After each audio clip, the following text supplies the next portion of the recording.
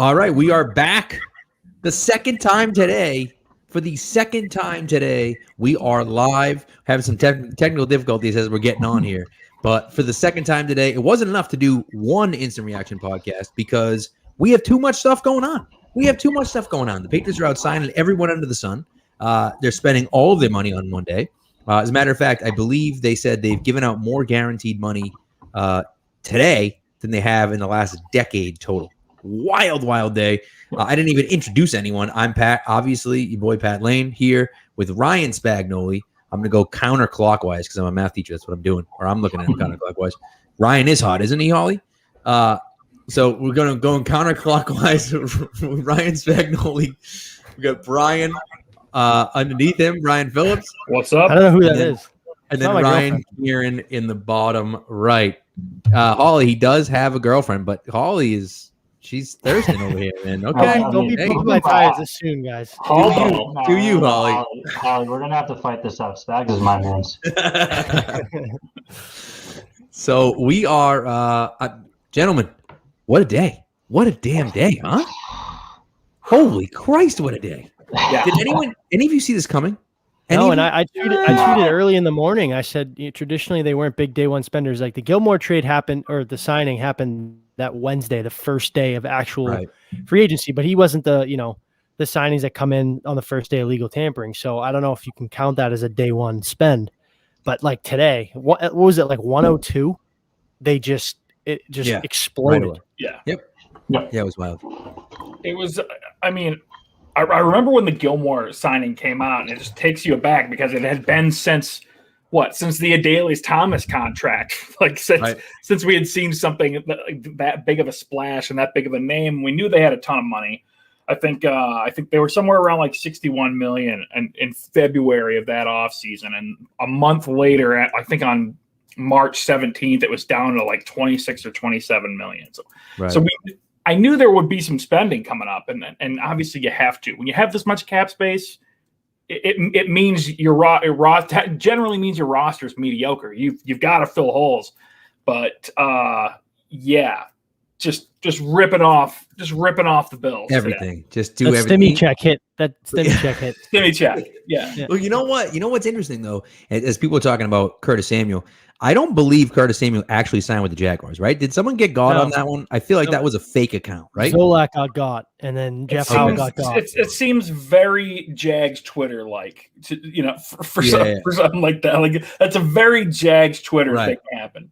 Because I was looking at it like, wait a second now. You're telling me that Nelson Aguilar got $11 million and friggin' and Curtis Samuel got 12? Like, what the hell are we doing here? And that's the one issue that I have. We'll talk about this. We will talk about it. But me and Ryan have been at each other in the DMs about this. I want everybody to just relax with the $11 million. All right, it seems like a lot, but 2 years, 22 in actual value is literally nothing when you have $65 million to spend and no decent receivers on your team except for you know what I mean.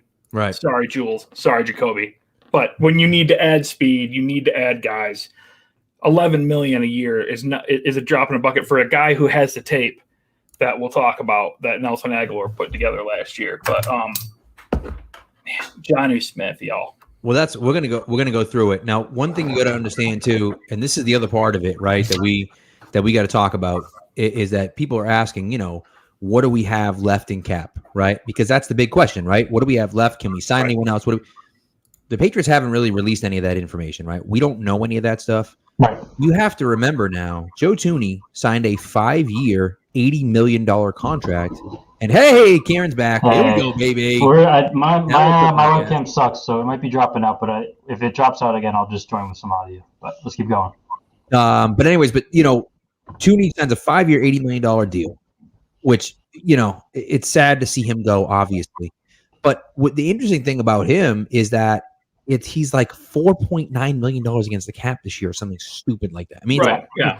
And so you wonder if the Patriots, not that they're doing anything crazy like that, but what are those cap hits going to look like as we get further along down the line?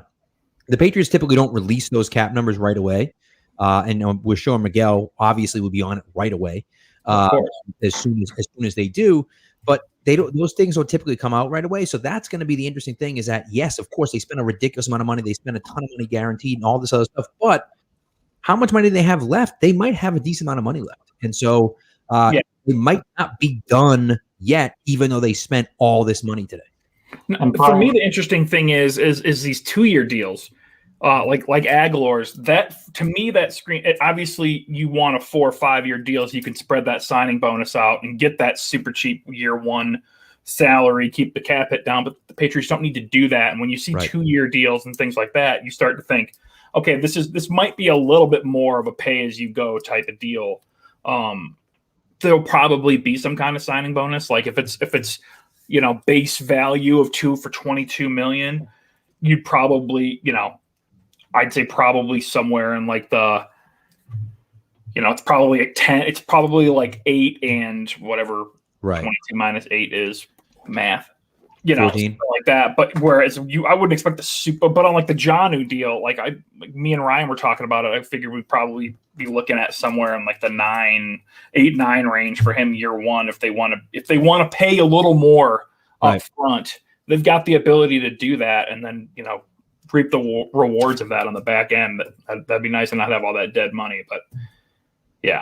Well, let's dive in. Go ahead. Go. Before we get into this, I want to touch on this one because I think this is important. I see this kind of as a situation maybe like a Dante Hightower, right? Where he goes out, tests the market a little bit. I think there's a little bit of a mutual respect between the two sides that, hey, this is what I got from X team. Can you match this? Maybe take a little bit less to stay. And I might be getting off topic here. Maybe we'll touch on it later in the show, but I do want to talk about Andrews because that's my guy, and he's got to be here. He's a Patriot lifer. Listen, that's 100% valid, and I think it's a good time to talk about it right now. Is look, he has to come back. They don't have another center, right? And I know Ted Karras got cut by the Dolphins or whatever, so maybe theoretically, okay, fine, but whatever. I don't care. We all saw what happened when David Andrews was out in 2019, right? That offensive line was trash. Now, I know it wasn't just him, but him not being in the lineup, they are worse when he's not in the lineup, period, full stop. And so, you have to bring him back. You don't have another option, right? Now, maybe you're saying, oh, Landon Dixon's going to be going to be available and stuff, but are you going to get him at 46? Do you know you're going to get him? So that would be my argument there. If I want Andrew back too, to be perfectly clear. But if you were to make an argument for why you don't need him back, is that you still have not necessarily holes, because they did a lot of hole filling today, right? But they still have areas that can be upgraded. I don't think after the 2 that they signed today, anyone would be opposed to 1 more wide receiver. I don't think that another linebacker would be out of the question, things like that. So as they're getting low in these caps, while we wait in the cap number, as we wait to see these details come out, if you are looking to allocate that money, and we see Corey Linsley got record-setting money for a center today. Andrews isn't going to touch that, but that also raises Andrews' bar. Right. So if you're looking to address that, you're already putting a lot of assets into the offensive line between between Mason's contract, between trading for Trent Brown. Isaiah Wynn's going to be on his 5th-year option next year. He's going to get a lot more expensive. So if you're looking to sort of reset the price that you're paying on the offensive line, center is a decent position to hide year one. And they have a great history of hitting in mid to late round picks, especially in the interior. If they wanted to go find their next David Andrews, I'd have full faith in whoever they picked, even if I knew nothing about them on day 2 or day 3. And then you have a cheaper offensive line. You have 4 proven veterans. Unwin is not a veteran, but he played one last year. And so you're surrounding him on both sides by 4 talented offensive linemen where you can sort of hide him, or maybe you just hit the ground running with the next Andrews. I still want Andrews back. I think they have the money to do it. But if they weren't, that would be my argument for not doing it. I think it's important to bring up, too, that David Andrews is an undrafted free agent. This is how they go about their business. They're going to go through the entire offseason. They're going to explore trades. Wasn't Stork too? Not to cut you off. Brian Stork, was he a late rounder? Stork was like a 5th rounder. He was a 4th rounder. Fourth rounder. Okay. I think it was 4th. Whatever it was. Early day 3. He turned out to be red ass Brian Stork. And he turned out to be a bum. And he was great in 2014. He turned out to be awful, but he was great in 2014 as a rookie. So So yeah, you can certainly make the argument. Obviously, we want Andrews back, but you can certainly make the argument on the other side of it. I mean, these guys. I mean, I'm not saying good centers and elite center grow on trees, but they literally grew David Andrews on a tree. Right. He was like essentially free. Mike Onwenu, 6th round. Like that's they're just going to keep going through. We'll sit here and we'll do our live Twitter stuff and we'll be like, God, we got to bring Andrews back. But they're just going through the motion. They're going through their pro personnel and college personnel processes, and they're going to have 6 guys in camp who could probably fill the job at some point. If you're trying to get into their head, the thought process I would be going through is if you think that they're done making moves in terms of external free agents, then yeah, bring Andrews back. They still have the money. If you still want them, or you think they still have eyes on a couple more splashes here, it might be time to start looking at letting Andrews walk, because it looks like the center market's not taking too big a hit. Looks like the market overall isn't really taking much of a hit as much as we thought due to the lowering cap. People are still getting bags quickly and fast. So if you're looking at losing, or if you're looking at making more moves still, it's probably time to start looking at Andrews. If you think that you're done in free agency, bring him back. Right. No, it makes sense. All right, so let's get into who they actually signed today. Sure. I did a instant reaction pod on Jonnu Smith, but I want your opinions on Jonnu Smith. I'm assuming, obviously, quite excited about it. I would imagine you could see on the ticker on the bottom there, 4 years, $50 million deal, $31.25 million guaranteed. So we got the bag. He got quite a bit of money. He, I believe, now is the 3rd highest paid tight end at the NFL. I'm gonna go to you first, Brian. What do you got? What do you got for me? How excited are you about this signing? Oh, I'm like over the moon. I'm ecstatic. I mean, of my offseason wish list, he was number 1. Allen Robinson was like 1A, but like that's not, it wasn't realistic that guys like him and Chris Godwin were going to get to the market. So I start looking at the value that you get in this offense for adding a guy like Jonnu Smith. And the more I watch his tape and put together some film threads for Pat's Pulpit, guys, check that out. The guy is exactly what they want in a tight end. It's what they've always coveted in the tight end position. And it's what has been missing. It's the main thing that's been missing from this offense since Gronk left, is a guy who can make their 11 personnel package where they want to be in 70% or more of the time duplicitous, and to where they can bang you in the run game and they can clobber you by moving their tight end outside and getting matchups that they want, because you can't go dime against them. You can't go super light against their 11 personnel, because they're going to kill you with their tight end. And Jonnu Smith, I mean, Bill Belichick is on a record as calling him the best yards after catch guy in the league from the tight end positions. And, he's in love with him. The guy he does everything you want. He's a red zone killer, and they're going to find ways to get him the football, and he's going to open up things by clearing out those seams. He's going to open up everything underneath for these guys. Him and Nelson Aguilar are really going to make life easier on guys like Julian Edelman, and it's going to make that check down passing game that we're so used to in New England a hell of a lot easier as well. And we can finally put the life after Gronk to rest. It's been abysmal since he walked out the door. But yeah, you hit it on the head, Brian. Like a do-it-all tight end. I mean, you see him, he's running sweeps, and the biggest thing too is they finally have a seam runner. I think that was the biggest thing that they lacked the last 2 years. But yeah, put his hand in the dirt. They'll bully you in the run game. And 25 years old, was underutilized in Tennessee. I think he's just scratching the surface. I think it's a well-deserved contract. And this went off at 103. Bill had this in the works for weeks.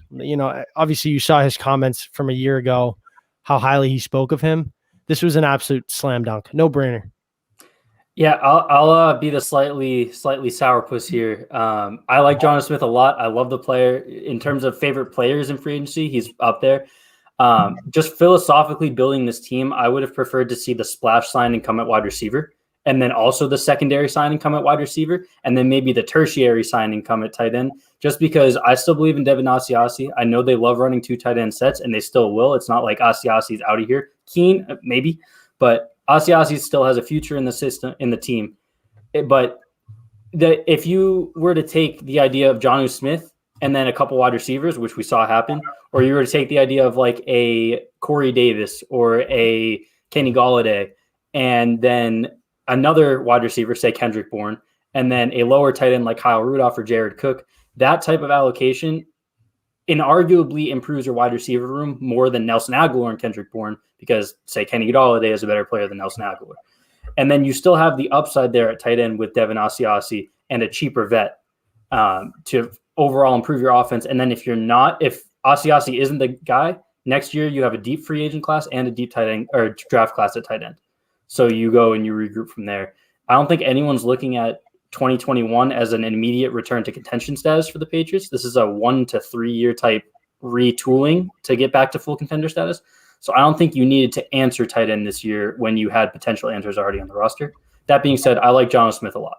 So I'm not going to complain that he's a super fun player. He's going to be a fan favorite. Yeah. Go ahead. My bad, Pat. Go ahead, Brian. Go ahead. Well, I'm just my retort to you, Ryan, would be, I think he's the best player outside of Kenny Golladay, who's, most likely, reports are he wants north of $18 million a year, and that's not. And doesn't want to be in New England, too. Kenny Golladay is just an example off the top of the head. He probably wasn't realistic for New England specifically. I think if you remove Kenny Golladay from the equation, I think Jonnu Smith is the best player at his position available. And you're going to get that elite player at this. I think the guy can be a top 5 tight end in this league. See, that's my thing, though. You think he can be because he hasn't been yet, and yes, he was underutilized in Tennessee. He's certainly trending that way, and there's no reason he can't be. For sure. And again, I hate to try and talk down on the player a little bit because I like the player a lot, but you're still making a projection, and you're paying him for the high end of that projection already. Where we see the Corey Davis contract that he got, I think that's a reasonable number for a Corey Davis type. So you're already paying for what he is, and then you have the built-in ceiling still capable. Right, but Jonnu Smith still caught eight touchdowns last year. He still put the production up. He's got all of the numbers that like you see from he had better yak per catch than Travis Kelce at the position last year. We're talking about a guy who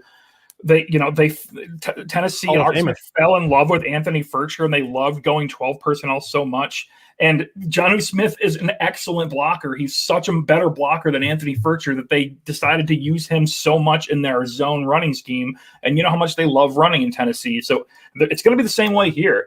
And he's not going to put up I'm not saying top 5 tight end numbers. He's not going to be competing with Darren Waller's and Travis Kelce's and eventually Kyle Pitt's of the world. He's going to be putting up. Hopefully, it would be nice to see these red zone numbers that we saw last year, but he's going to be executing everything they wanted Gronk to, what Gronk would do here. I don't expect him to be the super high volume guy, because they're not going to be a super high volume passing offense. But I think when you look at why the position is important to this offense, he's a better addition than any a Will Fuller at whatever his cost is going to be, or anybody like that. They needed to infuse talent and speed, and they did it at the position that was most important to them. In recognizing that, hey, they made a mistake with Dalton Keene, most likely, he'll still have a chance to get some snaps, whatever, but they made a mistake there. They didn't go sunk cost fallacy and say, we went day two tight ends last year. We got to leave the position alone. They went out and got their guy.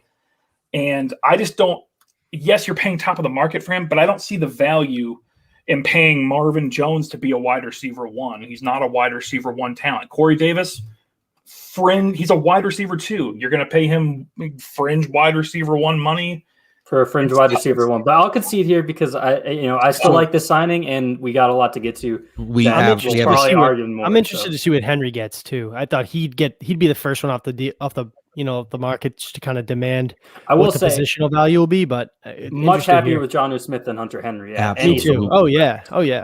Absolutely. You'd have to imagine that that they reached out to Hunter Henry, given Belichick's affinity for him, right? And in the way I envision it, they probably, Hunter Henry probably said, well, how about 14? And they said, okay, no, you know what? Jonnu's our guy. Bam. Right. It's not that big of a discrepancy. Jonnu's our guy. Right. I obviously have no idea that's what happened, but it seems like that's what, probably would have played out. Right. So, all right, let's transition. I like the pick a lot. Again, I like the signing a lot.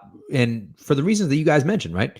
He is as good of a blocker as he is a receiver. And that's what you're getting. That's what they want. That's what the Patriots want at the tight end position. They want a guy that can block and a guy that can catch the ball. And, when you have a guy like Smith who can move as well, that helps quite a bit. Right. And so Absolutely. Is he going to be Travis Kelce catching the ball? No. Is he going to be Rob Gronkowski? No. But he's going to be a solid blocker and a reliable receiver. And that's what they're looking for. That's what they've been missing for the last, since really, I know they won the Super Bowl in 2018 with Rob Gronkowski. He was a shell of himself. Let's be honest, right? They really haven't had that since 2017 at the tight end position. So, that's is what it is, right? And so for them to get that back, for whomever the quarterback is this year, for them to get that back is going to be huge. Pat, last question before we move on. Yes. Can you now forgive Rob Gronkowski for not allowing the Patriots to sign Jared Cook? No. But Jared Cook until Pat dies. It's got to be Jared Cook. But listen. Jared Cook now sucks, but Jared Cook in 2019, that would have helped. It's been like 18 months. Yeah, well, he's declined. You would have been Ryan Izzo. No, actually, he would have been fine. We'll see. We gotta get Claire on talk about Ryan Izzo. So, all right, I guess I was gonna screw up the order and go and stay with the offense, but let's go to Godchow here, Devin Godchow. What do you think? Obviously, they need the nose tackle, man. Like, not a sexy pick, but he got paid. He got $9 million guaranteed, 2 years. Like, that's pretty solid. Right? That's pretty solid. Talk about how they like their nose, like just big guys that clog up the middle, really stout against the run. I'm interested to see what the future is for Guy / Butler. Like, I don't think signing him necessarily means he's out the door. I would hope not. Obviously, you can get a young guy next to him, but to be honest, didn't know too much about him when the signing came out. Obviously, played 5 games last year because of the bicep tear. But when you look at his mold, it's typical what they like their noses to be. Yeah, he's pure two-gapper. Yep. He's got a little bit of pass rush savvy, a little bit on early downs because he's got a good bull rush. But his game is taking on 2 guys at the same time every friggin' play that he's on the field, getting the hell beat out of him. That's what these guys do. And, he's one of those guys in the division. You get a lot of tape of him against your guys. You get a good feel about the kind of play strength he has and his skill set. And they liked him at the price. I thought, hey, good for you on $9 million guaranteed.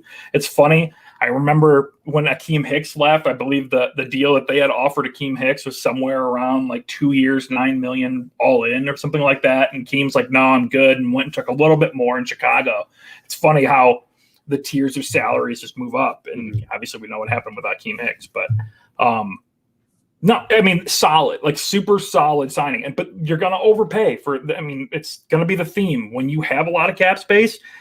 And you're a team who's going to be building through free agency, you're going to have a lot of these type deals where you're overpaying just a little bit on the guy's value. That's just life in the NFL. Especially, I got a bunch of buddies who are Lions fans, and like they've been doing this for years, man. Like trying to build through free agency year after year. They wonder why they can't get anywhere because they're overpaying for pretty solid players. But no, hopefully Devin will pick up the system pretty quick.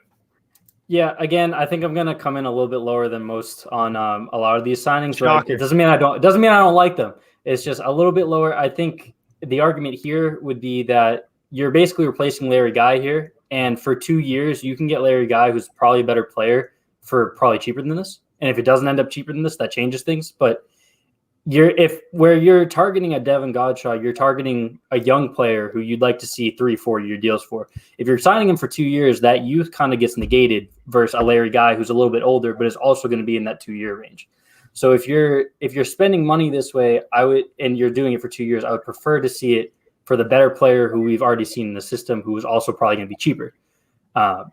Again, that being said, though, I think he's a solid player. I like the fit. It's a need. So if they like him, I'm not going to argue it too much. It's just cross off Christian Barmore to New England at 15. Absolutely right. And exactly. They're plugging holes. I'm not going to complain too much about it. I just think that there are a couple of situations where it can be used a little better. Yeah. You have to assume, you'd have to assume that they were interested in bringing Larry Guy back, right? Like there's got to be a reason that they're going out and absolutely, exactly. That's what I mean. We don't know everything, so I'm not going to harp too much on it unless it turns out Larry Guy goes to like the Lions or the Dolphins, some offshoot for like 2 years, $5 million. It's going to be frustrating. he had a down year last year too, compared to the previous 2 or 3 years. Right. The issue with me with Guy and Butler, I mean, you look at, and we're going to get, we're going to get to the other signings that they had as well, just based on the way that they targeted, right? The way that they targeted that. Wait a second, we got a correction here. It's Lawrence Guy. It is Lawrence Guy, but Larry sounds better. Larry. So no, but nevertheless, right? The way they targeted the position, and we'll talk about it in a minute here, but makes it sound like they're either not bringing both of them back or not bringing either of them back, and it'd be unfortunate for me for Adam to lose Adam Butler. I like Butler quite a bit. He's not Akeem Hicks, but he's in that Akeem Hicks role where I felt like you lose him and he's going to go be a monster somewhere else, and it's going to suck to see him dominate somewhere else. And so, it just is what it is. But what are you going to do?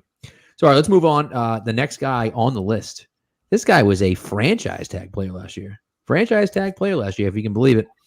Matthew Judon from the Baltimore Ravens. I'll tell you something. I forgot they got Matthew Judon too. Oh my God. 4 years. That was your guy, Brian. You tweeted about him weeks ago.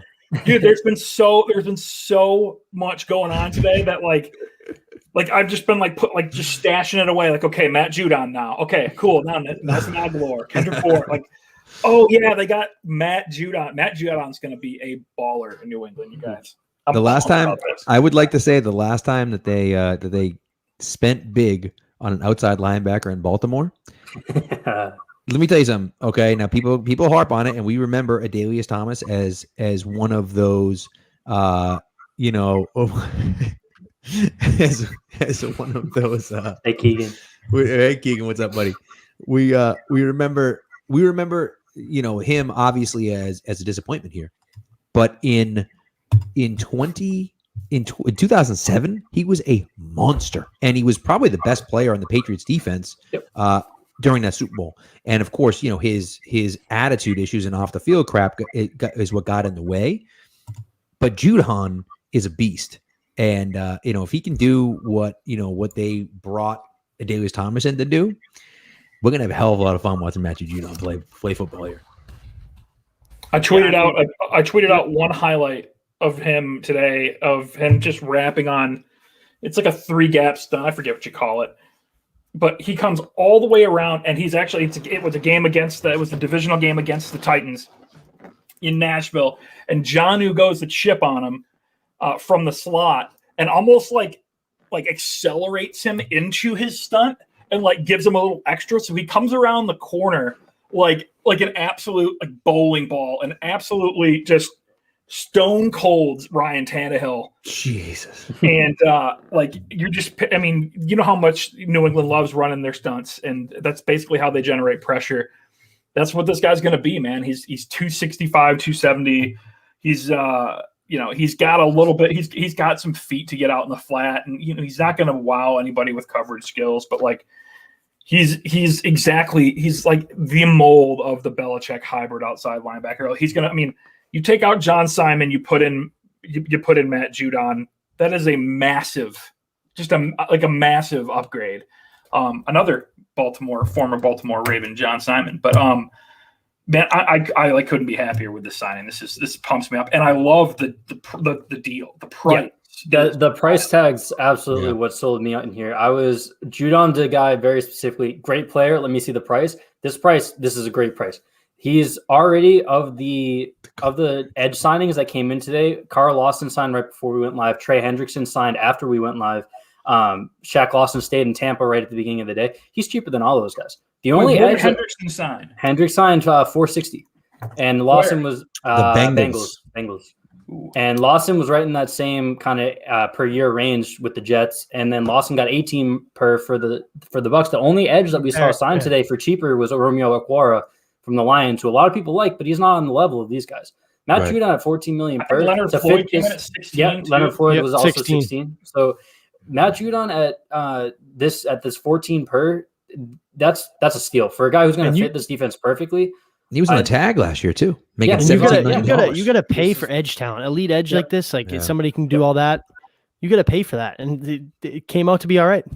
We had a question come in about PFF hating Judon, which I saw too. Having strictly as a situational pass rusher, I completely disagree with it. I think that's also kind of oversimplifying what they said. I think they said that the question is whether he can become that consistent 10-sack guy in a situation. I don't think the Patriots can ask him to do that. They're going to line him up all over the front seven. They're going to have him rushing the passer when it suits him. They're going to have him dropping into coverage. He's like a souped up Kyle Van Noy in this defense. I think he's going to be a perfect fit. He might not have any individual statistic that absolutely pops out at you, but like Kyle Van Noy, you're going to watch the defense and you're going to know that he's one of the most important players on the team. Yeah, I mean, you pop on the tape of him, and it takes you 2 seconds to see. He's got, and I was talking with Keegan about this today on the timeline, just a little bit. Like, there's a narrative and a perception out there that he has a problem setting the edge or something. And now this guy, he's got all the intangibles you want from a smarts perspective. He's in the right spot every time. And he's got the strength, upper body strength to take on like tight ends. I mean, if tight ends don't have good leverage on him, he discards them easily. He sets the edge pretty much any time you need him to, and he's really good at getting inside and slipping inside of blocks on zone runs. That's why some people think he's like a gap shooter, but because he's really instinctive when he's picking apart your zone scheme. But you need to get a tackle on this guy if we're going to move him around in the run game. He's not easily displaced by tight ends and split zone flow from slot receivers and whatnot. This guy will thump you. Yeah, I love it. I love it. And again, it's one of those things where it's like, where are you going to use them, right? How are you going to do it? And the Patriots use these guys all over the field, right? And he's a chess piece. And that's what the Patriots do, man. They make the best out of these players. And you look at the edge. Look at the edge that they have now. You got Judon, you got Uche, you got Winovich. Dietrich Wise is back. And I know he's more of like a situational pass rusher, but like they're turning into a pretty damn athletic, solid defense that can get after the passer. Thick boy edges, man. Yes. Give me those 265, 270 bull rush specialists. Like, that's what it's going to be. It's going to be Judon filling in for, just take out Simon, put in Judon at the will, get Dante Hightower over into Sam, and let's get some Uche and Wino at Mike's, man. Let's get them off ball and running around because they're freaks. Oh, I'd love that. But I don't know if I trust Winovich to be wear the green dot. I absolutely no. You can't give Chase Winovich the green dot. Don't do that. No. He's going to pin his ears back and get the pass. The passer. That's it. He's Rob Gronkowski on defense. I love him. I love him off the ball. These sub rushing packages and stuff. But I mean, Judon, this is lights out, man. This is awesome. Yeah. Charlie, I did forget there was a draft, and that exists. I do want to go to this too because we'll go into the Jalen Mills signing next. Yes. What does this mean for Gilmore? Okay, hang on, Specs. Let's tease this because you and I got a show coming up on Wednesday, the Pat's Pulpit Mock Draft Show, streamed right here on Twitch, YouTube, and Twitter. And we're gonna recap free agency again, and we're gonna be moving up. Yeah, we're gonna be getting into the draft and how this is going to big market tease. So, tune in again Wednesday night, 6 p.m. All the same, whatever you're watching on right now, tune in right there again. We'll talk about that 6 p.m. Wednesday night. Look at Ryan with the big market tease. So you're right. So Spags, get into it here with the. So we got Jalen Mills here. Jalen Mills. What was the deal? You look at his snap. When you look at his snap position, 424, only $9 million guaranteed, which gives them a lot of flexibility if it doesn't work out. Yeah. I mean, he has to change his hair now to blue or red. I mean, that comes with the contract. But when you look at his snap count by position, he lined up all over the place. And I kind of flirted the idea out to Ryan and Keegan. We were talking about the signing when it came out. Excelled a little bit more at safety, it seemed like, at least, when the limited times I watched him. I wonder if it's a little bit of a replacement for Devin McCourty, who's obviously, what does he have, 1 year left after? Is this his last year on his contract? Last year. And then I think he's already pretty much said he's retiring after this year. Yeah, I mean, it's not official, but he's got void years, but they're all going to collapse after this year. And everyone thinks it's an indictment on what they do with Gilmore. I mean, I don't think this signing changes their viewpoint on what they were going to do with him. I mean, I went into free agency like, hey, if they pay this guy, I'm not going to complain. But it doesn't look like that's going to happen today after you saw the deals come in. So, it'd be interesting to see how they use him. I think. I mean, I think Adrian Phillips is playing box safety Wayne. for him. I didn't think he can do that, but I mean, this is a chess piece. They'll go a lot of nickel sets with this type of player. The one person for me that it like impacts the most is Juwan Williams, right? Like this is kind of what we all expected for like the role we expected from him. Yeah, Jalen Mills. Admittedly, I've got to go to the tape with him. I haven't watched a ton of them all. I know most of the narratives on him and him getting burned deep, and with Jim Schwartz's stupid defense and like running these cover 2 inverts where he's the GOAT. What's up, S? But like Wayne, what's up, buddy? Twitter narratives are Twitter narratives, but like.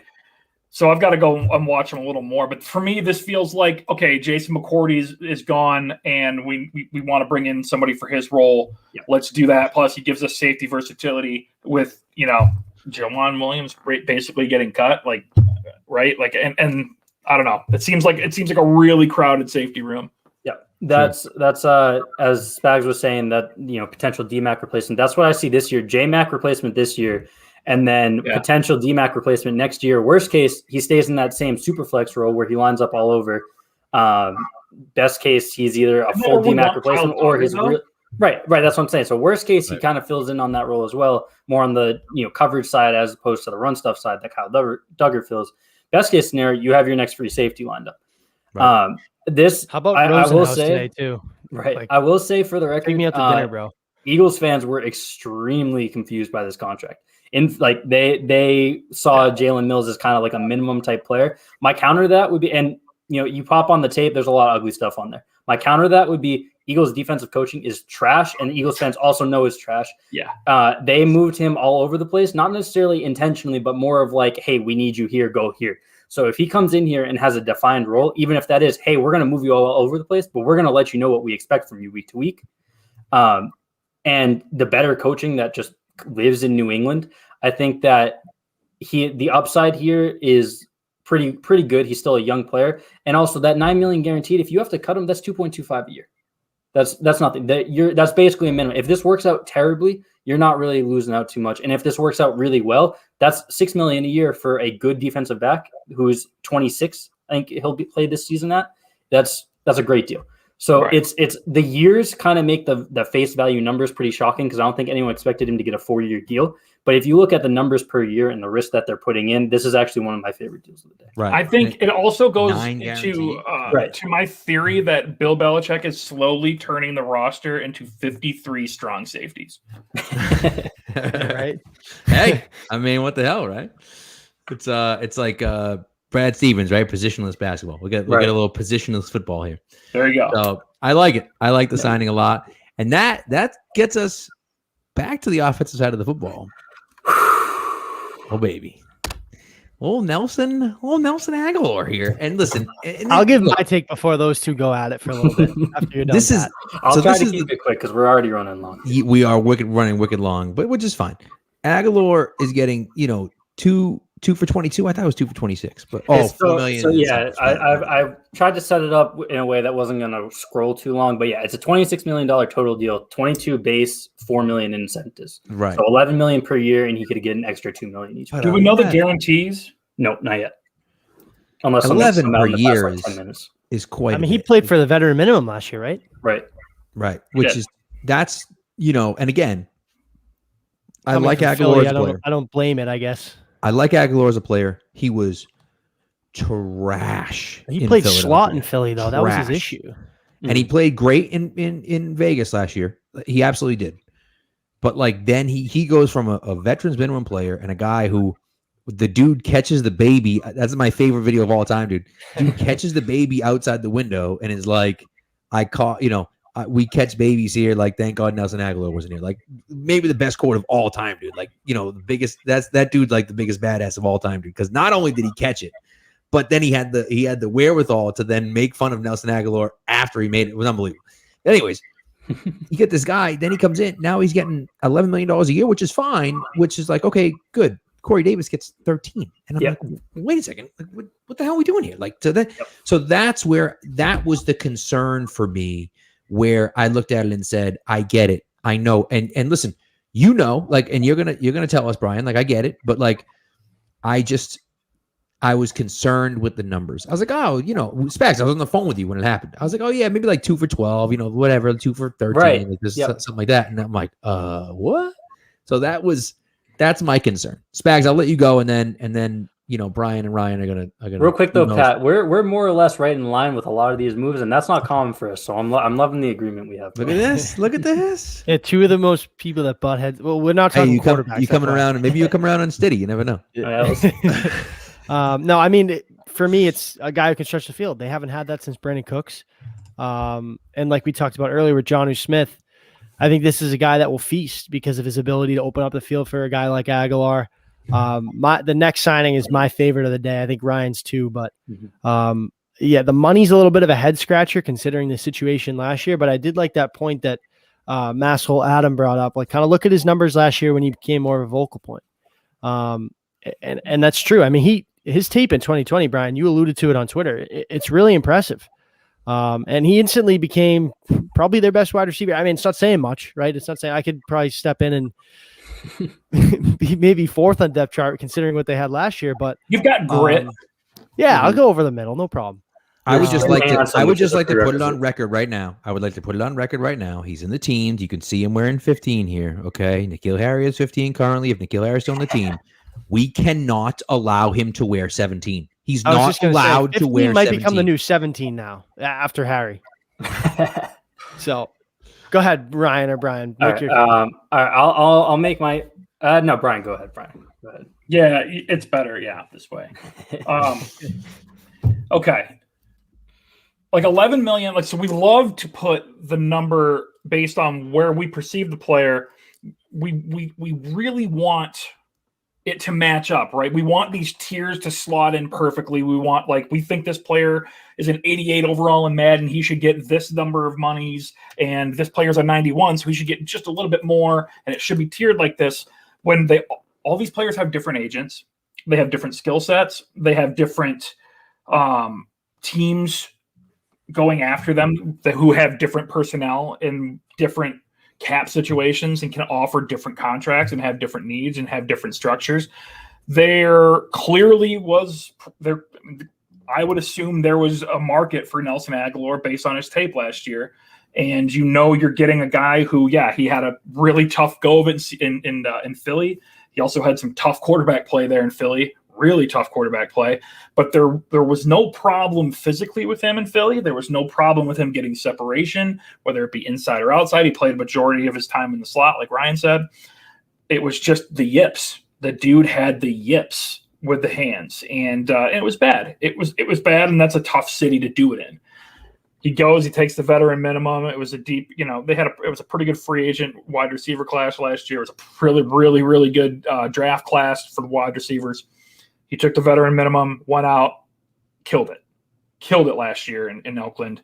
I mean, torching guys outside in the X, in the Z, man coverage, didn't matter. In the red zone, he was a killer. He was really good. He had a higher drop rate. Ryan will tell you that, although Ryan won't tell you how much he doesn't care about drops in his heart. I don't care about drops. He doesn't care about drops. Hold on, Ryan. You're going to get context. Well, hang on. The only context that came up in was that Brian said he got over his drop problem last year, and his drop problem got worse. I don't care about drops. That's not an issue for me. I didn't say that. I meant they weren't as egregious. Like, technically, his drop rate was higher or whatever, but they weren't like as egregious. And he came into his own last year. He's got the speed. He's 6 foot, but he's got a lanky frame. He catches the ball away from his frame really well. He's really good along the sidelines, and he's going to be able to do everything they want a guy to do. He reminds me a little. He's a little Brandon Lloyd-y to me. I think it's great. I like that. The 11 million number. I thought he would be like 8 to 10. Clearly, there was a market for him. It came in at 11. The Patriots wanted him and said, "Fine, we'll go 11." It's like when you're in the auction draft for fantasy baseball or fantasy football, and you're like, "Oh, come on! Oh God, I gotta have David Price, or I gotta have whoever." It won't be David Price. Yeah, and fine, I'll throw the $2 extra on there to beat this one guy or whatever. Right. Or somebody drove the price up on me a little bit. Fine, I'll throw a couple extra million. Like $2 million, 2 years, $22 million is absolutely nothing when you have $65 million, and next year they're going to have a ton of cap space too. Like, right. And you need guys. Go out and get a guy as opposed who's healthy and looks good and puts that tape on the board than a guy who like Corey Davis, who's solid all around, but he's not going to stretch the field for you like Nelson Aguilar would. Ryan, roast me. Okay. I need to start off with this. Again, I like the player. I saw him last year in Oakland. I thought he was very impressive last year in Oakland. Last year, he would have been the Patriots' best receiver by far.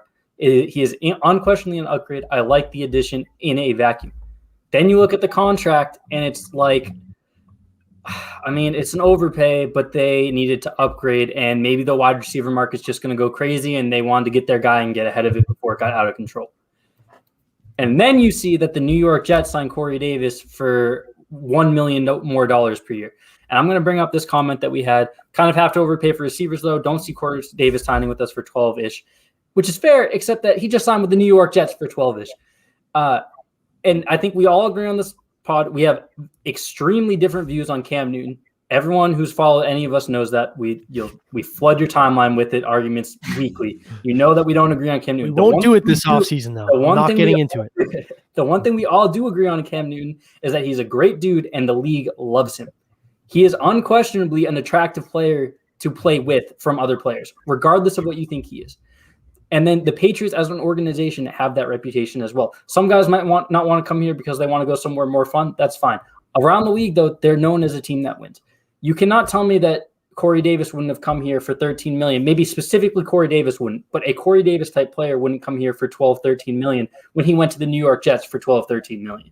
Right. So that's where this context all falls apart for me. And I agree, Brian, you can't just slot it in. Well, Corey Davis is 50% better than Nelson Aguilar, 5% better than Nelson Aguilar, so you should make 5% more money. That's not how this works. But when you're being the aggressor here, as they were all day, they made as many free agent signings as basically everyone else combined. When you're being the aggressor, that kind of tells me that this is coming down to the players that you like. You're not just making sure that you don't miss out and following the market. You're setting the market. So if you like Nelson Aguilar, that's great. I like Nelson Aguilar too. I don't like him to the point where he's going to be my marquee wide receiver signing. And typically I would say in Bill we trust, in Patriots we trust. The wide receivers, historically, they've given us reason not to trust them here. If Nelson Aguilar was the Kendrick Bourne type signing where he's getting that mid-level money instead of Kendrick Bourne, I like Kendrick Bourne a lot. I don't have a preference really between the two, but that's what I'm saying. You go for the top guy, and then you pick among these guys, and you're looking great, whichever one you end up with, and then you have options if one doesn't work out. If you go pick your flavor, a Corey Davis, a Will Fuller, a Juju Smith-Schuster, a Curtis Samuel, a Kenny Golladay, you go out and you pick your flavor of them for what looks like it's going to be between 12 to 15 million. Kenny Golladay is probably on the high end, but he's not realistic anyway. But if you pick one of those guys, you say pay them say 15 million, and then you sign the Kendrick Bourne type signings, which we get into, that really is looking great. Your cap space isn't in a much different situation, and what's this guaranteed money? What's the deal? We don't, and that people keep saying that, but we don't know the guaranteed money. We just know the incentives. So the guaranteed money, it could be 22 million guaranteed. It's not going to be 22 million guaranteed. Is it 3 years for Corey? It's 3 years for Corey. 37. No, wasn't it 4? No, it's 3. It's 3. Oh, 3. Okay. But either way, I mean, because without knowing the Nelson Aguilar guarantees, this could be a 1-year deal. Right. It could be a 1-year pay-as-you-go deal, but again, then you're paying for a younger player. He's going to be 28 this year, who doesn't like you. You're not in a 1-year rebuild type situation here. You're ideally identifying the guys that you're identifying here so that they're going to be part of your future, which means you're picking the players that have the right combination of youth and upside here, which means to me, if they're paying Nelson Aguilar $11 million per year, even if it's less guaranteed money, that means that they like Nelson Aguilar almost as much as Corey Davis. And I don't think that there's a justifiable reason for that, unless you're going to see. But it depends on the guarantees, though, because if this is really a 1-year deal and they're aligning it with Cam Newton, and it's not, and it's just another. Is it another step up, show me contract for Nelson Aguilar? Like, hey, we love what we think we see in you, okay, but you know what I mean? But yeah, I understand Corey Davis. Historically, with the Patriots, when they hit on those type of show me deals, that next I showed you contract comes from a different team, so he's not helping you next year. Right, but here when he's under contract, he can't go anywhere. Hold on. We're 50 minutes in. We still got like 4 guys to talk about. The one thing I'll say is this. Okay, here's the one thing I'll say. I'm curious about the money because depending on what the money looks like, maybe these aren't the only 2 wide receivers they sign, right? That's my only point, right? If the money isn't too high, right? Is it possible now that they bring in somebody else? I That agree. they bring in a Curtis Samuel type of player, that they bring in somebody No, I don't think that they're going to maybe go in maybe it for isn't, right? anymore. Maybe it isn't, but I'm just saying, like, because I don't know. I don't know what the money looks like. I don't know what's going on there. I don't know how much money they have left still. Would they bring someone like that in to revamp the entire now your wide receiver room is completely different, and you don't have to worry about the draft and rely on the draft. If So that, you do that, have to release Julian Edelman. Yeah, if they do that, I shut up. If they Edelman might not play. Will Fuller's my guy. If they go get Will Fuller on like a 1-year deal, his market's not the same because of his suspension coming up for 2 games this season. If his market's not the same, they get him cheap, and that's the 3rd edition. Then fine, I shut up. But right. Last one, I just want to comment. Talk to the viewers. I would argue again, if this was like a day 3 move and Corey Davis, Will Fuller, Curtis Samuel, Juju Smith-Schuster are off the board, and then this signing comes in, I'd be on board with you. The fact that they signed 7 free agents today means they had their guys. Maybe they called Corey Davis and they said, here's our offer. And he says, I don't want $13 million from you. I want $14 million from you. And they said, okay, we're going to the next. I would argue when you have this type of money and you want to be the aggressor, go get your top guy. Don't say, okay, we're going to the next there. We don't know. You could say anyone just doesn't want to come play for the Patriots, but we don't know that information. We'll probably never know that information. So based on the precedent they're setting by being the overwhelming aggressors today, this was their guy at wide receiver. So right. Two former first rounders that were undervalued their previous teams too, which is all right. So same Cordero Patterson. Right. Let's get into the next guy here because the next guy I think we can all agree on. It's my guy. Little Kendrick Bourne here for you. 3 years, $22.5 million. This is the type of signing that the Patriots that we're used to getting from the Patriots. Yep. A good player, right? Not a great player, but a good player on a good contract that is undervalued around the league, is one of the lesser known wide receivers for the casual fans, but is probably going to come in and do pretty well here in this system. And so I know Spags and Brian, you love this. Spags, I'll let you start. I know you guys love this signing. Yeah, I think this is a signing you'll look back on like this time next year, 2 years from now, obviously 3-year deal, that you'll really appreciate. I think he's a tough, big, versatile guy, can play inside, outside. I know Giardi had tweeted out that he talked to an NFC scout saying he's kind of similar to Jacoby Myers. I don't see it. I think he's much better after the catch. Brian, you said it before. Every time you see this guy's catching touchdowns. I'm going to assume, by the way, that Call Me a Lord is saying Jesus Christ Kendrick Bourne in a good way and not in a bad way. Oh, I took it the other way. I took it as shut up. This is a great Patriot time. Listen, that's what we're just going to assume. We're just going to assume it. Okay. And I said, like, all offseason, like, get a veteran, assuming that they'd take an early day 1 impact receiver, which they very well could still. Someone like a Brandon LaFell type production, not necessarily the player. I think this fits that mold, kind of an under the radar type guy who can come in and help your positional group and help move the chains. Kind of a security, like I love the move. Like I said, tough, versatile, plays inside or outside, good after the catch, fast. Ryan will talk about his 3-cone, which they typically love in their receivers. I love it. This is one of my favorite signings of the day that kind of went under the radar. Let me jump in here and tell you why I like. I'm not head over heels. I'm still far more excited. I mean, they got Jonnu Smith along with Nelson Aguilar. Those are the 2 premiers. Like, this is a nice piece. I don't want to get too overexcited about Kendrick Bourne because he's not going to be taking a ton of snaps away from, in the 11 personnel. I mean, maybe he is. Who knows? Who knows how it's all going to shake out? But what I do like about Kendrick Bourne is the system he comes from, he thrived in, right? He comes from the Shanahan system. He knows how to find his way in space on play action bootlegs, stuff we're going to see a ton from them this year. They're going to be running the same offense that they did last year. They're going to be able to air it out a little bit more, obviously, because they can trust the personnel they have outside. But there's going to be a ton of, wide zone running with play action bootleg. And Kendrick Bourne is really good at peeling back and finding his ways between zone defenders and leveraging guys like that. He's really talented and in the red zone. I mean, every time if he turned on NFL red zone and let's cut over to San Francisco. It's Kendrick Bourne catching a touchdown every time, or it's Jeff Wilson plunging in from 1 yard. Like, the guy's got, and some guys have a nose for it, and I think Kendrick Bourne's a guy that can do that. I think Jacoby Myers could have a tough time seeing the same kind of snaps we saw last year. That's where I was going to go with this. Here's my argument for Kendrick Bourne. Do you like Jacoby Myers? Every single Pats fan watching this right now is saying yes. Kendrick Bourne is Jacoby Myers. Size-wise, athletic profile-wise, the only difference is the agility. Kendrick Bourne has agility. Jacoby Myers does not. And then you look at that's in terms of their athletic profile, right? They're the same size, similar speed, similar strength, similar explosion. Kendrick Bourne is significantly more agile.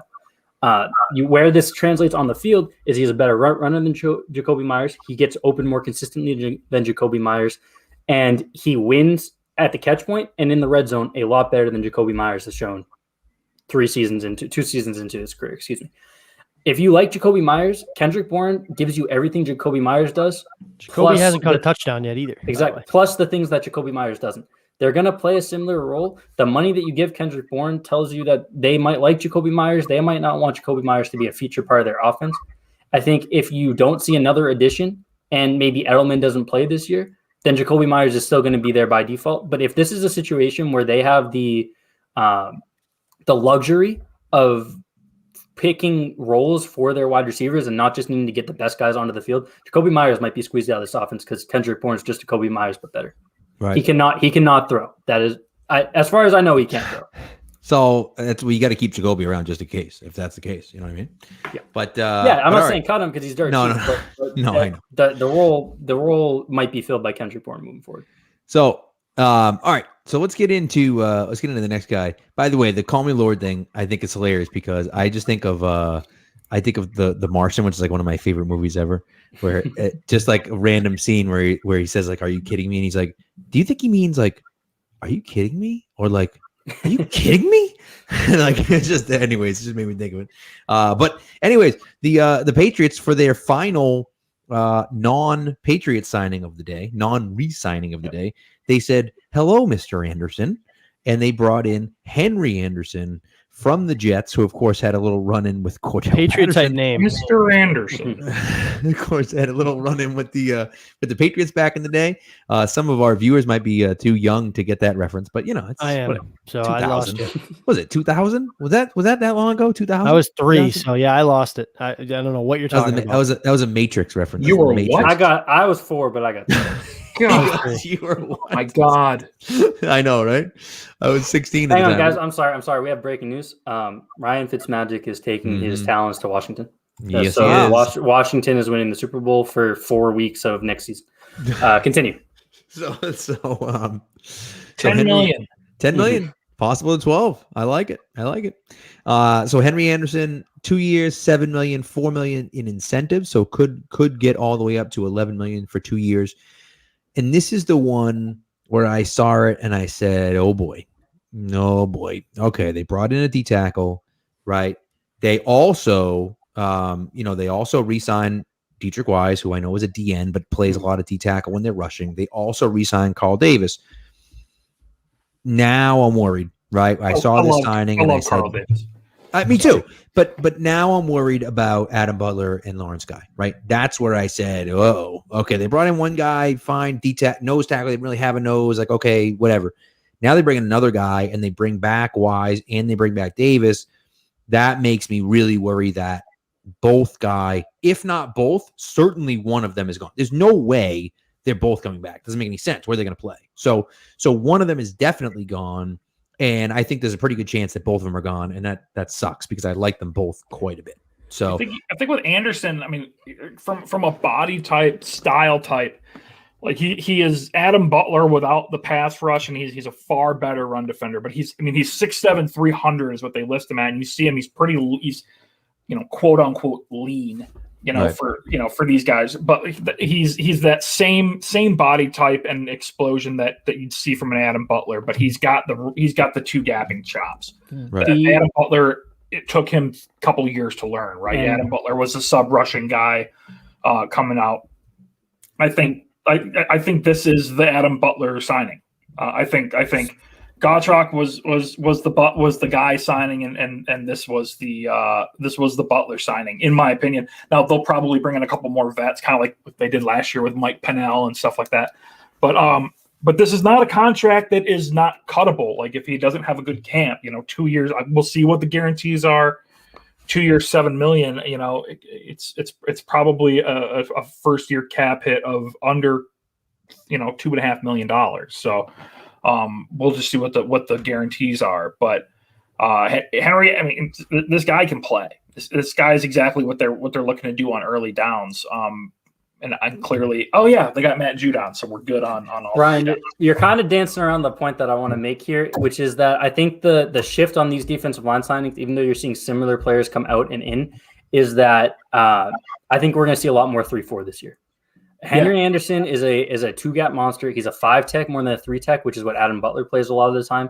Adam Butler's learned how to two-gap, but he is much more of that from the interior, get upfield, get that penetration type player. Henry Anderson has a similar body type, similar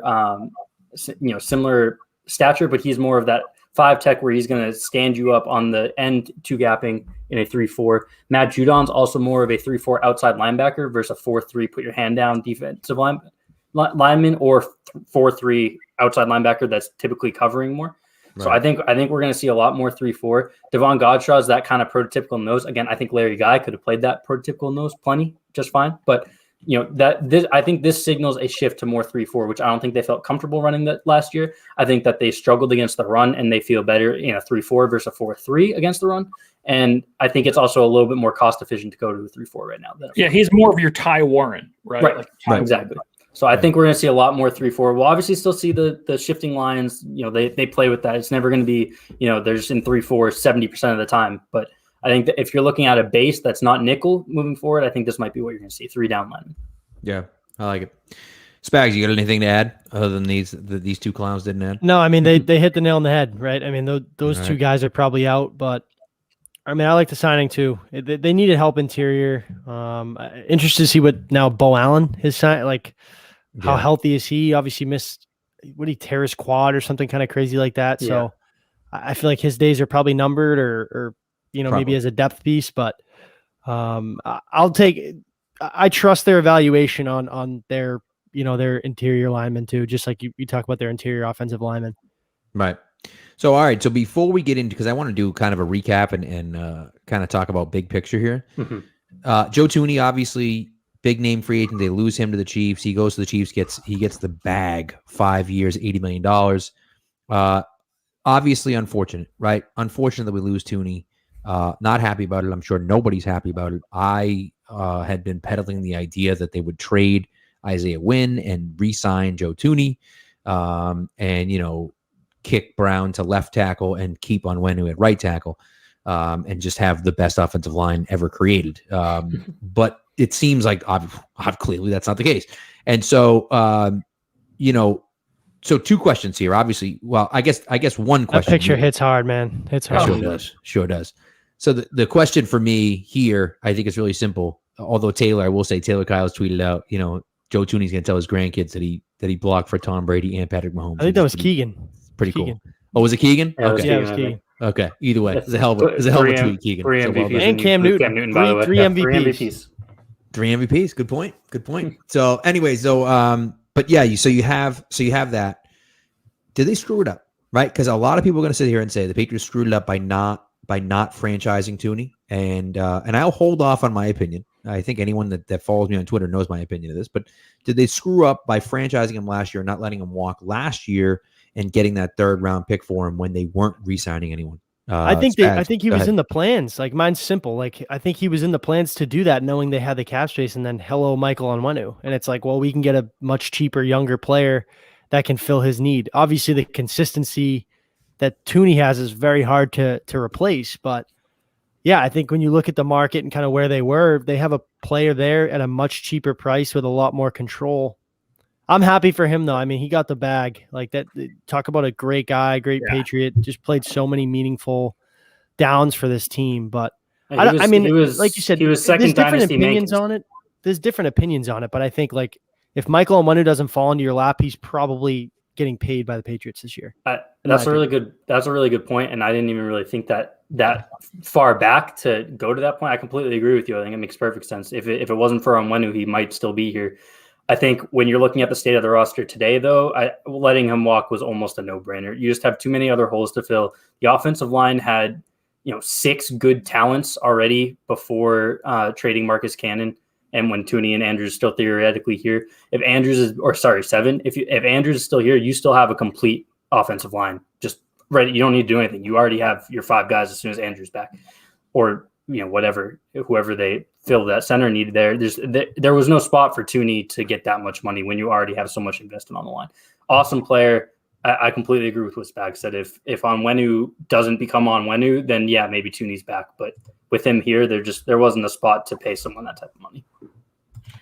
I'll echo what you guys said. I mean, couldn't be happier for Joe Tooney, right? Like 80 million, 5 years, 80 million. What were the final guarantees? I know his signing bonus was like 17 million. Probably no, it's fully guaranteed the first 2 years, like 100% fully guaranteed the first 2 years, 32 million guaranteed. 32 million. Okay, that's what it was. And then year 3 is injury guaranteed, but in year 2, year 3 fully guarantees as well.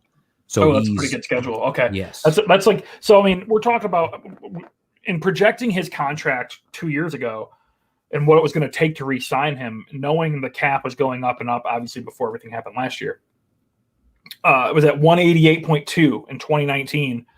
And you just knew if they were going to have to roll out the bag for him to keep him. And the franchise tag last year clearly told us that they tried like hell to make it work. And hey, you know what? Worst case scenario, we'll get 1 year at 14 with 14 and change out of Joe before he leaves again. We'll take one more stab at him before 2021 free agency, and it clearly didn't happen.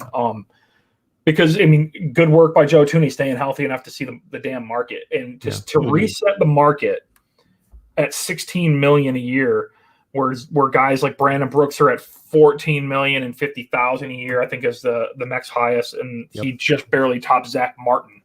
A pretty damn good player, right?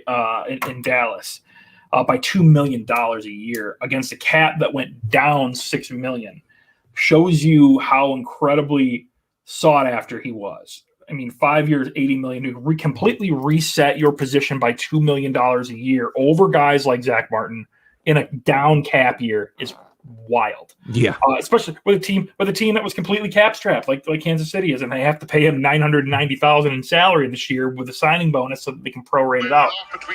It just shows you there clearly was a huge market out there, and a good job by Joe Tooney's agent. Mike McCarthy, who everyone thinks is the coach, Mike McCarthy, right? Is that him? No, that's right. That's right. Yep.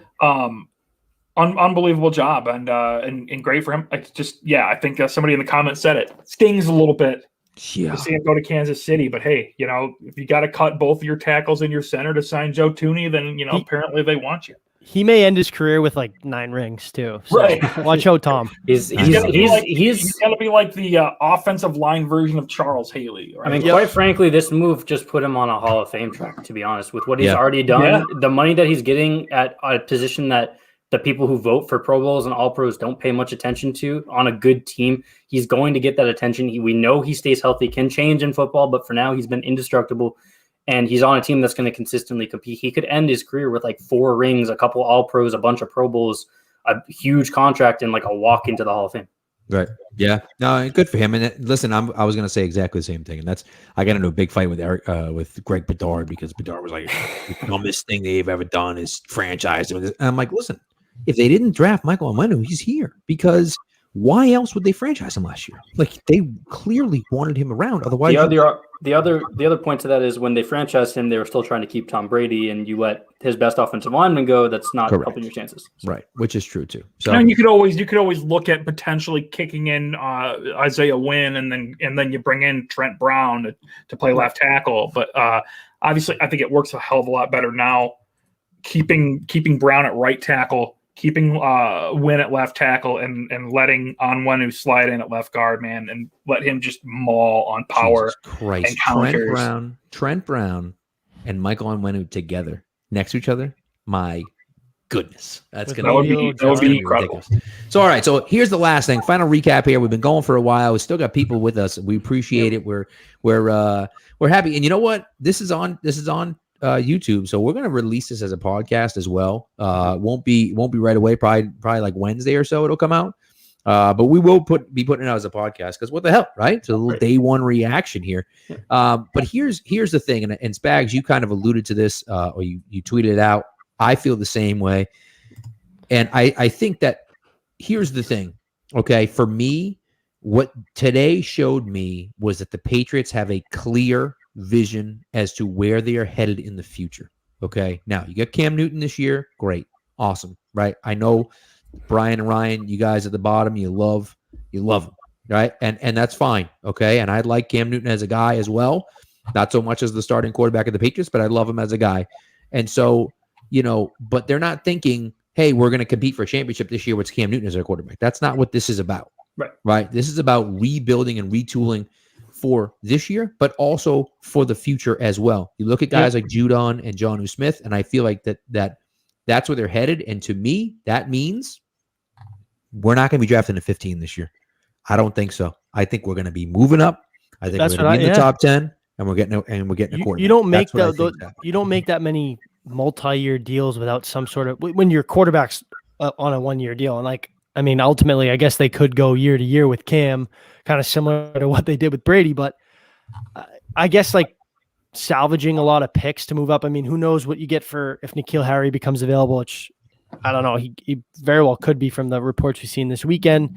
And then obviously Stephon Gilmore, who I thought potentially could get paid here. I don't think so with the amount of money that they spent today. You get a couple more picks back there.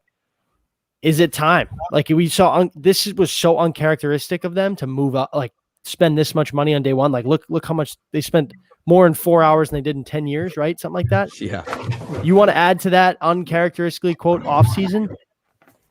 15-46 and a 2022 second, get me to 7 or 8, and let's go get Trey Lance, Justin Fields, let him sit behind Cam, take the Mahomes approach, sit till week 15, 16 when they're locked in the playoffs or eliminated, get his feet wet, and let's go in 2022. And you have a really good roster around him. I'm not sold. I'm sorry, go ahead, Specs, finish up. No, that's it. All right. I'm not sold that this means a trade up is coming. I'm on board a trade up. I've been established on board a trade up. I'm more optimistic about it, I guess. I think that when you look at the signings that were made today, other than Judon, and I think Aguilar technically will be 28 when the season starts, everyone signed today is playing this season at 25, 26, 27. These are guys that you're looking at as the next piece of your Super Bowl team. And I think that whether they trade up for a quarterback or not, those pieces still fit in there. However they choose to find the quarterback this year, next year, Cam Newton turns it around, becomes MVP Cam Newton again. Jarrett Stidham becomes an MVP caliber player. Whatever the solution is, I think that these pieces make sense. Listen, I'm going to clip that. Yeah, I'm going to clip that right there. Whatever you think the fastest or best path to quarterback stability for the Patriots is, these pieces fit around that. Which is why I don't think it necessarily indicates a trade-up is more likely, but I think a trade-up is still very much on the table, and I'm in favor of it. I would love it. I would absolutely love to do that. I just think there's too many guys. There's too many teams that need quarterback. I feel like 4 to 8, it's a fluid situation. Is Atlanta really? Is Philly? I mean, obviously teams are going to come up, but Denver at 9, who knows? I think Atlanta's cool trading back. I think Atlanta would be cool too if Sewell. The downside to Atlanta not necessarily being in out on quarterback though, and again we talk about this plenty. One more plug: we talk about this plenty every Wednesday at 6 p.m. The Pat's Pulpit mock draft show. Me, Ryan, Spags, Keegan Stiefel, who was in the chat earlier tonight. If you guys are interested in draft talk, we do it every single Wednesday from now through the draft. Check it out. Whatever platform you're watching on right now, we'll be there. I don't even remember where I was going with that. Continue on. That's the question. 3 through 5. Jacksonville, New York, quarterback. Yep. Right. I think Miami. Someone goes up to Miami. Let's assume Miami and Atlanta stay put or trade back because somebody's going to want to try to move up to jump Philly or to jump because Philly needs a quarterback, Detroit needs a quarterback, and Carolina needs a quarterback, and Denver probably does need a quarterback, but they won't. And then, I mean, then you've got San Francisco. I mean, you've got a lot of teams to try to jump, and San Fran is going to want to try to move up if Trey Lance is there. You'd assume teams like that. Man, right? That's a lot, and I don't see it materializing, and so I think the best move would be, if that does happen, hopefully a pass catcher will drop. I don't see that. I mean, I'm doomsday scenario. Everything is doomsday scenario for me. Yeah. Right no, now. I see what you mean. I mean, it's like I said, I'm a little more optimistic with it.